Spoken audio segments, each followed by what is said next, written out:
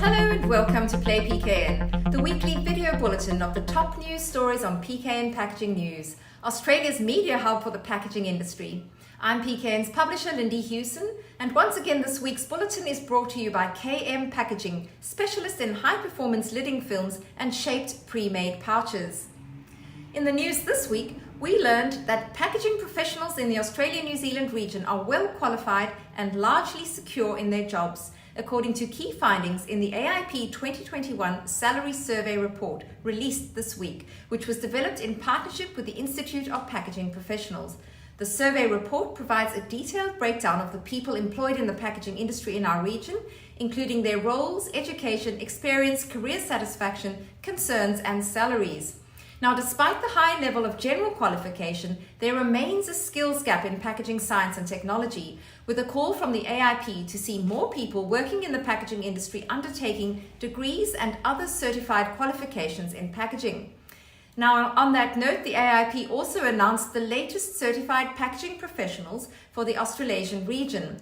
That is namely the AIP President Jason Fields of JBS and AIP board members George Ganzenmuller of Opal Fibre Packaging and Kevin Truong of Primo Foods, leadership setting a great example. In other news, global packaging giant Amcor has been hit by raw material shortages as it deals with tightening supplies of resin, aluminium and PET plastics, with CEO Ron Delia describing this last quarter as an environment of broad supply chain disruptions indeed.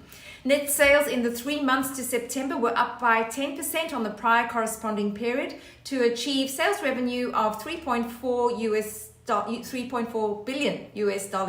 Delia said he anticipates the raw material shortages easing the second half of this financial year and said that the size of Amcor means it is better positioned than smaller rivals to handle these shortages.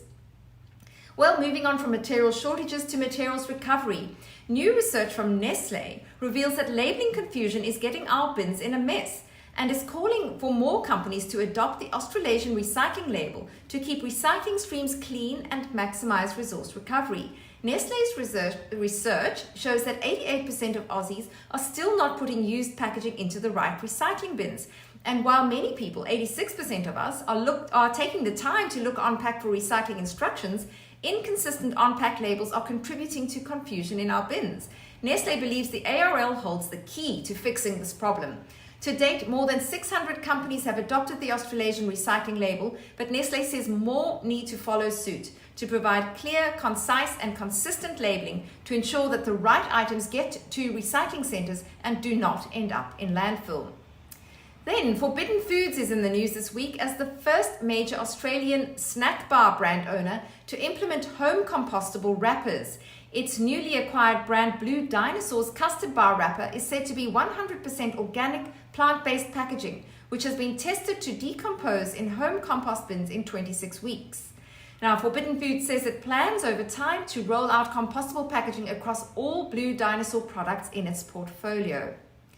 Announcements from industry movers and shakers are always inspiring, and we were pleased to hear that Auckland-based Soar Print and communications group ICG are merging to create a Kiwi print powerhouse for packaging, logistics, commercial print, creative publishing and large format expertise to be fully on track by May 2022. Fred Soar and David Atkins, currently CEOs of the two businesses, will be joint CEOs of the new company, with all existing staff part of the new business. Congratulations, Fred and David, on this very important merger.